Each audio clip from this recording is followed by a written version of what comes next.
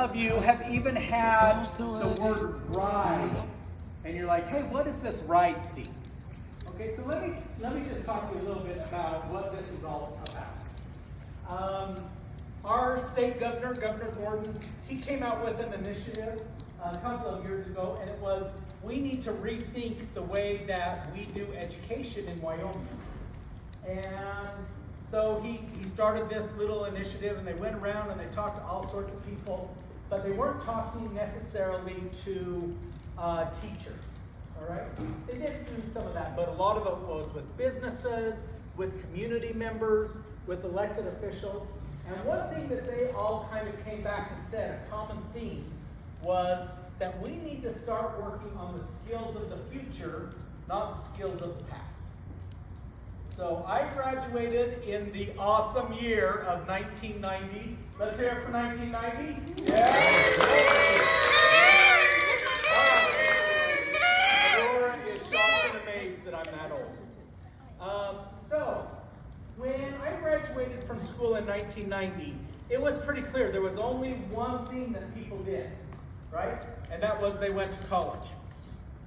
That was, the school system was built to make sure the kids went to college, right? So today, we still want that to be a possibility. So if you are choosing to go to college, we want to make sure that you have all the skills to be successful in that.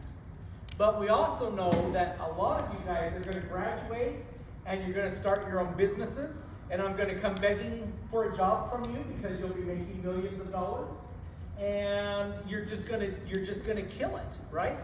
Some of you might join the military, and you might have this awesome career working with the government and protecting our nation, and protecting me. So thank you. Some of you may choose to become an influencer, whatever that happens to be. We want to just make sure that you have the skills to become whatever it is that you want to become. And so we jumped in as a district and we said, hey, we want to be a part of all of these efforts, and we want to see all the great things that we can do, because we already knew we had the best students in the world, right?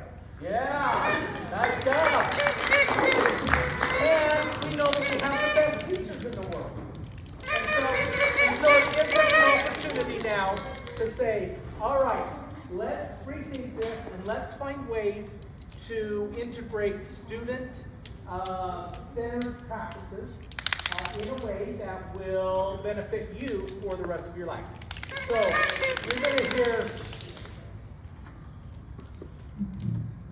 you're going to hear three different groups talk to you today. And they're all talking about something that's just a little bit different than the others. And these are things that are already happening in our school. And we know that there's a lot more happening.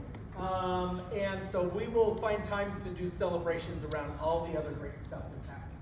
So this is our big kickoff. It's called the Celebration of Learning. And we are going to start with Mr. Weston, Mr. Hagan, and Mrs. Cantu. But first, Mrs. Cantu, it's all you. Hello, my name is Mrs. Cantu. A lot of you still call me Miss Sutton, that's okay. Here in Meeteetse, I was part of the RIDE committee, which Mr. Ogden introduced very well to us. It's part of the governor's initiative. And last year we worked a lot on giving students more voice and choice in the classroom. So this year, instead of just doing things in our book, we've been trying to implement choices in different ways. So I teach math and science. The math curriculum that we use is very well suited to give students different choices. So I am going to be interviewing Hagan. Hagan, would you like to introduce yourself? You can do it. My name is Hagan, and I'm in 5th grade. Awesome. Hi Hagan, how are you doing today? Good. Awesome. Are you a little nervous? Yeah. That's okay. This is hard, right? This is a life skill. Talking to people in front of people is hard sometimes, right? I've done it before. You've done it before. Awesome. Hagan, I have a few questions about how we learn in math. In math, we use something called a proficiency scale. What is a proficiency scale? A proficiency, however you say it. Proficiency scale. Yeah, it is where you highlight things that you do know, like the things that you mastered, explain to us what the different levels of a proficiency scale mean. Like, there's a one. A one is you are not even close to your goal. Like, you have no idea what's going on. You're lost. You have nothing. Like, there's nothing. You have no clue what's going on. Right. And then a two is where you're closer to your goal, but you still need help, like a lot. And then a three is where you accomplish your goal, but you still need help. And a four is where you went above your goal and you don't need help at all, and you can reach other people. Awesome. That's awesome. That's a great explanation of a proficiency scale. How does this help you in your learning? How do you know what your goal is to do next? Like the things that you have not accomplished or mastered, you don't highlight it, and the things that you don't highlight, that you can make that as your goal. Yeah, you can set different goals using these skills, right? Is it super important to be honest with yourself? Yes. Yeah, what if you're not honest on your proficiency scale?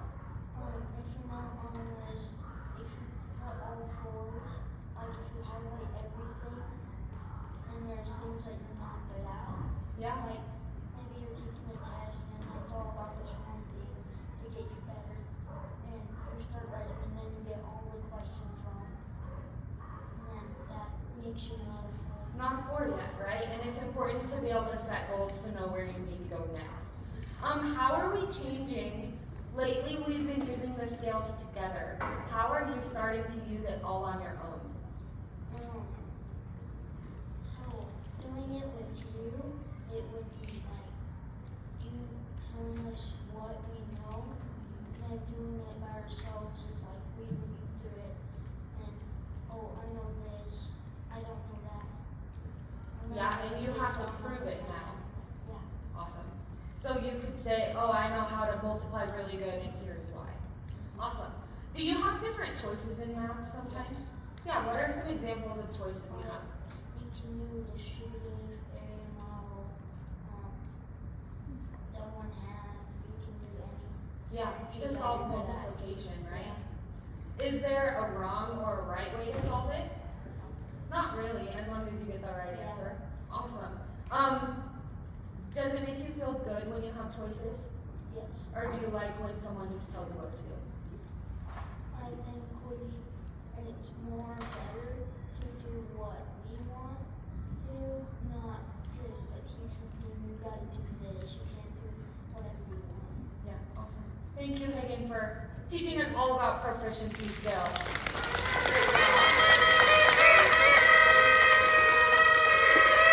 Third, fourth, and fifth grade science. So this is another way that I'm implementing more voice and choice in students' learning. This integrates project-based learning and expeditionary-based learning. In expeditionary learning, we tie everything to a real-life experience for students. So our expeditionary expert is going to be Weston. Will you introduce yourself? I'm Weston Allison, and I am from Meeteetse, and I am in 5th grade. Awesome. How are you feeling, Weston? Nervous. Nervous? Yeah. That's okay, right? I'm nervous too. Some of us, it's hard, right? But you like to talk in front of people. Awesome. All right, let's get into it. What is our expedition theme in science this year? Expedition Yellowstone. Expedition Yellowstone. What is Expedition Yellowstone? Expedition Yellowstone is where you get to go do the real experience instead of watching it on TV and sitting in the room. Yeah, yeah. What did you pick to learn about Yellowstone? I picked the Grand Tetons. The Grand Tetons. Did anybody pick that for you? No, I chose it because I know a little bit about them, but I don't know a whole lot about them. Yeah, and is it interesting to you? Yeah, it's really interesting. Would you enjoy the project as much if I told you what to do, or do you like to choose what you get to learn about? I wouldn't really enjoy it because other people have different ideas, and I know a lot about dogs and you know a lot about cats. Yeah, exactly. So you like learning about the mountains because you already love the mountains, right? Do you remember what our topic is that we're learning about in science right now? Landforms. Landforms. So did everyone in the class choose the same landform to learn about? No, we all chose different ones. Yeah. Why is it important that we all chose a different one? Because some people have different ideas than others. Yeah, and when we go to Yellowstone, will we already know some things about what the rangers are teaching us? Yeah, well, if we learn about it more, then we'll get to know how to follow along with the rangers and not be lost all the time. Yeah, so Weston's gonna be our Tetons expert. That's awesome. Awesome. Thank you, Weston. Choices and understanding how to use a proficiency scale at the elementary level is essential to build the foundation for what we're trying to change our high school into. So, awesome. My name is Alan Doty. I'm a 7th through 12 history and social studies at a school named Esperanza High School. There, I want to describe what my educational experience was like. We had history classes, we had science classes, we had English classes that all graded the same way. We would have a unit with 50 question tests, not really a whole lot of projects outside of the careers classes, and it was very much not awe-inspiring to me. Then when I was in my 12th grade year, I had a student teacher named Miss. She was heavy into projects, and I kind of developed a passion of history from there. As a teacher, I have learned over time that I need to implement more of these types of projects and ideas, and I want to make it to where as you guys go through your education, you have experienced many different ways of learning as well as many different ways of assessment. So in 8th grade civics, if you guys have had me, you have had a mock student council debate. I changed things up this year, starting with Afton's class, and what we decided to do is I gave them the ownership. They experienced presidential debate firsthand. I was basically letting them look at the problems in their school, look at solutions, and have them reflect upon individual things that they thought they can improve. So, Afton, one thing we're doing with the proficiency scales, as Mrs. Cantu brought up, is this idea of being proficiency-based, like being competency-based. Basically, you guys are taking ownership of the learning. So, how would you define competency-based learning in your own words? So, I think the best way to explain that is learning by not technically going into a textbook every day. It's by getting up, having a teacher teach us what to do, and we're going to go do that. And it's not necessarily having a text or a test on it or having a project. And those two things may sound similar, but they're nothing the same. In my class, how did I check where you guys were at in the middle of the debate? So you made a proficiency scale on a movie, Smokey and the Bandit, I think.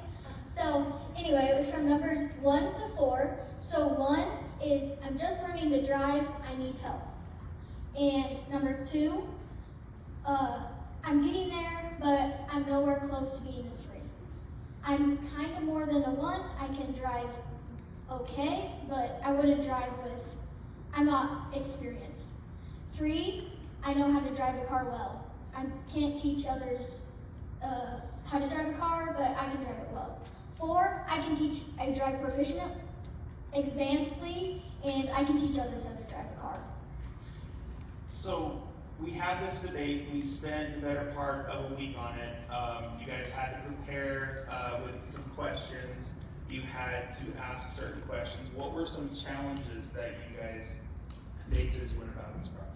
So I think when I was constructing my answers, the biggest challenge was trying to find an answer that suited everyone well, that would persuade to vote for me.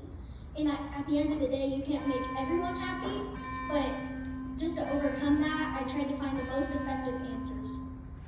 So, do you think, this is a little off script here, do you think that politicians, when they run for office, can truly make everyone happy?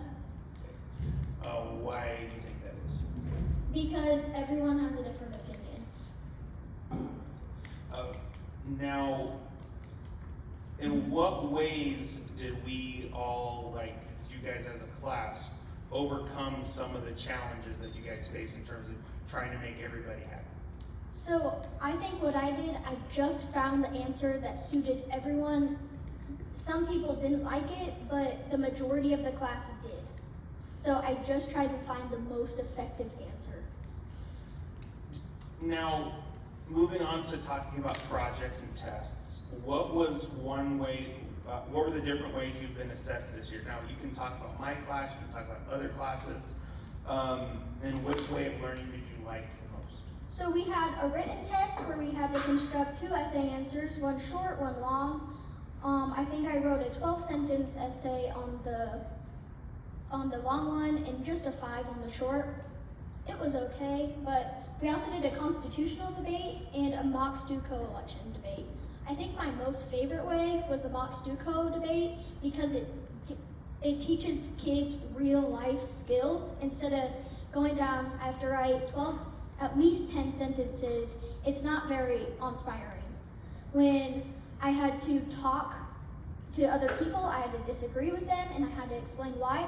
I think that's the most important thing that I learned during this is these real life skills and how I'm going to use them in situations when I go into life, when I'm an adult and I have to deal with actual real problems. It teaches kids life skills. It just teaches us career-ready situations, public speaking, trial and error. So I think that's why it was my favorite. Now, in terms of overall your education so far, you've been in Meeteetse school since pre-K, right? Okay.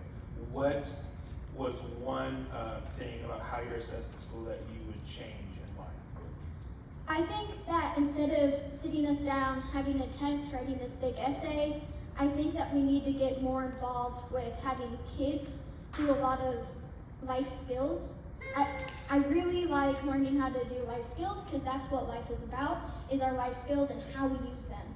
I think that we need more like critical thinking, trial and error, public speaking. I think that's a really important one for me.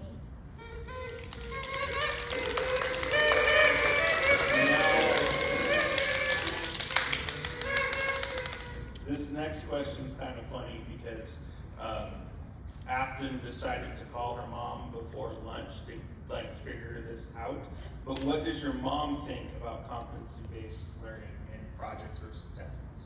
So my mom really believes in you pay attention to the teacher, you take the test and you ace it. You don't redo it, you take the test, you learn. She liked projects more than tests though, because projects express yourself in a way that tests don't. Tests kind of limit what you can think, and projects, you have way more freedom in the classroom.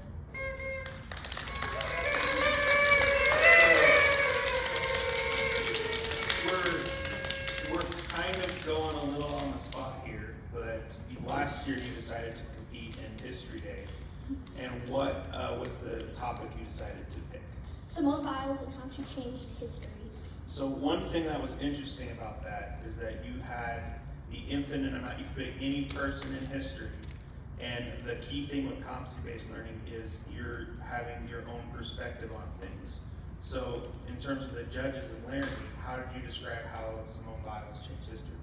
Well, being so young, only at 28 years old, she's already broke so many records for the U.S. gymnastics team, and not only that, she started competing when she was 4, going from a foster child to being an Olympian. She lived the American dream. So just in the context of that projects that you've done this year in and out of my class, how do you guys think students should approach a project compared to a test? So I think with a test, you don't have very many, I don't know, you can't express yourself more than that. So studying a lot is a big thing. Really memorizing, and with a project, you're speaking what you think. With the debate, I didn't study what other politicians said. I wanted the students to hear what I had to say. In a test, we might be quoting different elections, like the '92 election with Carter and Bush, or Clinton Bush. Yeah. So. Now, in terms of everything that you've experienced this year, how do you think that will help you in your future career goals? So I think just with the mock Stuco election, I learned way more about disagreeing with others and how to persuade people to vote for me when I disagree, and how to have a good point, how to have a good argument against them and back it up with information that I know. And for the record, do you want to repeat what your closing statement was from the Stuco debate? So the last question was, what is a legacy that you want to leave your class? And I said, if you ain't first, you're last, by Ricky Bobby's dad. Yes. So,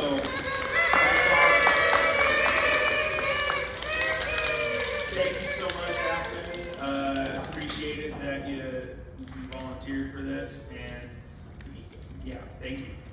Thank you, guys.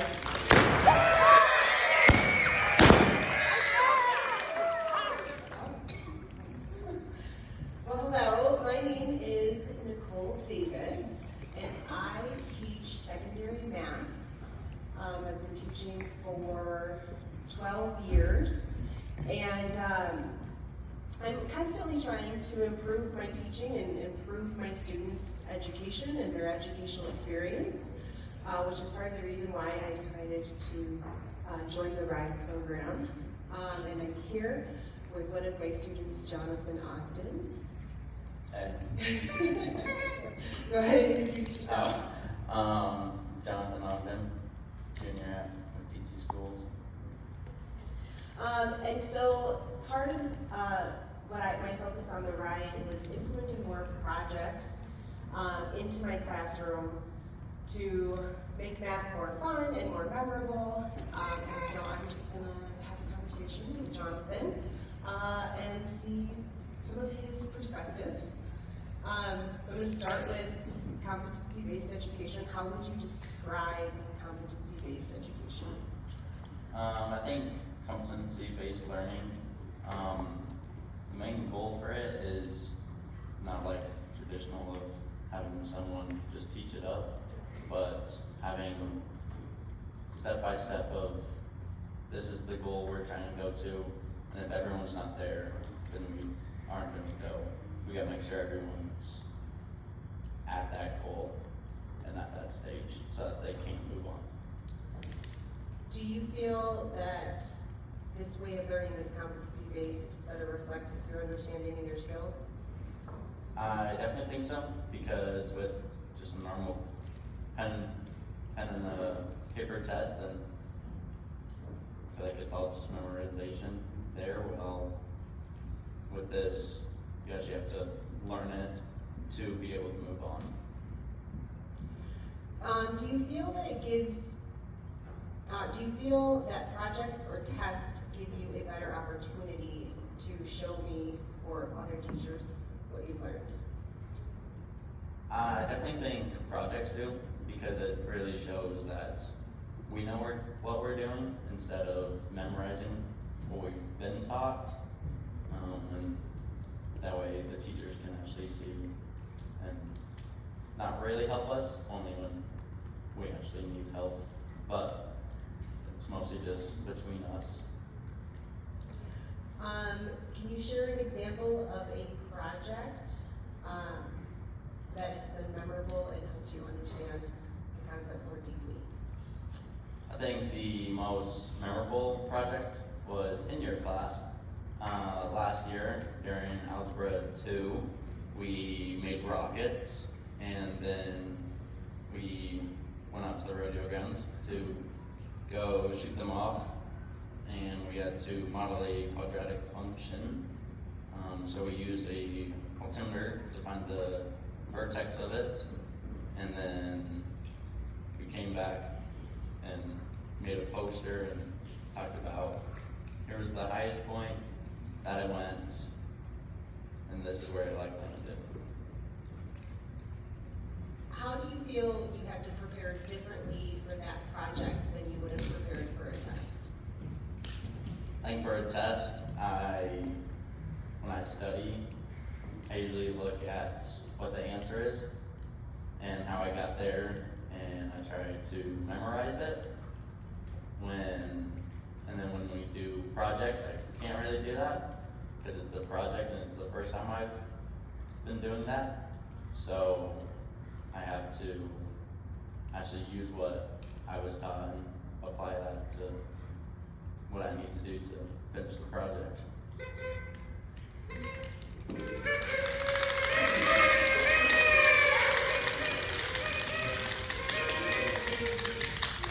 When you're working on a project, how do you feel your interactions with your teachers differ than when you're preparing for a test? I think for a project where we have the ability to ask you if we're really, really stuck on something and like can't figure out a different solution, then we can ask you and you can give us your opinion. And usually it's not the exact what we need, but you guide us in that direction so that we can. And then with tests, it's mostly just always on your own.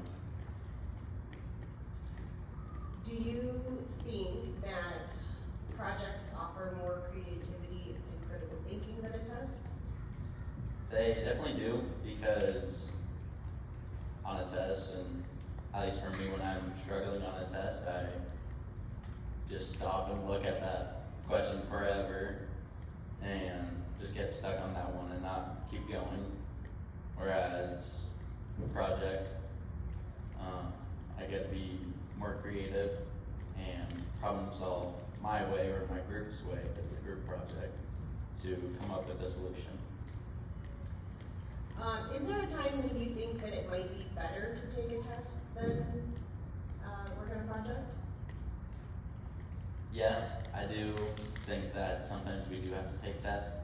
Like, for instance, today we had a test in math about a unit circle, and we could do a project about that and actually make an actual unit circle, but I think that take too long, and then we can also use the test, because it's just a circle with all the units that we need for the semester, and we can use that with like reviews and tests. So instead of having this big old project that we're just always looking at during tests, we just have this little paper that we can easily be able to see and figure out. How do you think that competency-based learning and projects prepare you for life after high school, whether college or career? I think competency-based learning and projects prepare me for life is, like I said, the problem solving. Like, we're not, at like a job, you're not gonna take a test. You're gonna mostly be doing like a project or something depending on where you go into. So by taking just those simple tests isn't really helping you for the future, whereas a project is, that way you can figure out, I'm stuck here, what can I do? And then you can use that probably in your job. Do you have any advice for teachers about how to balance projects and tests in the classroom? I think you should start out with tests, like the first 2 or 3 maybe tests, and then focus on a project. That way the test can show the teacher that we know what we're doing and what we're talking about, but then the project also helps with that. So then having those tests build up to a project, I think, is the best. So I've been teaching Jonathan for 4 years, and have started really implementing projects within the last 2. Do you think that your best memories of my classroom will come from your first 2 years with me, or your last 2 years with me? Definitely the last 2, because even this year we already did a project, right, this year? Yes. Yeah, and we did roller coasters, and we had to find piecewise functions. So whenever the roller coaster went a different way, that was a different one, and when it went a different way, you gotta find that too. And the next time you ride on a roller coaster, you're going to be figuring out that function. Yeah, I'll be looking at it and seeing what's this dimension and how fast am I going. Well, that was my last question. Did you have anything else you'd like to say about competency-based learning or projects? I think schools should do more projects, because there are definitely students out there who are more hands-on than others, instead of having them to memorize it and actually using their skills as hands-on, because they can use their creativity. I have no doubt that you, as Longhorns, are going to make a mark on the world. Yeah, let's hear it for that, right? So, in that thought, our school board has kind of changed our purpose statement. The statement that says, what are we going to be about in the coming years? And that purpose statement is life ready. Right? It's that easy. We want to get you prepared for life in whatever direction that's going to take you. We want you to have the skills that if you go out and start your own business, but 15 years later you want to go to college, you're still going to be able to do that, right? We want to make sure that every door is open to you that possibly could be open. So you guys are amazing. Keep working hard. We're excited about where we're going. We're excited about you and the things that you guys are going to do. And there are some donuts and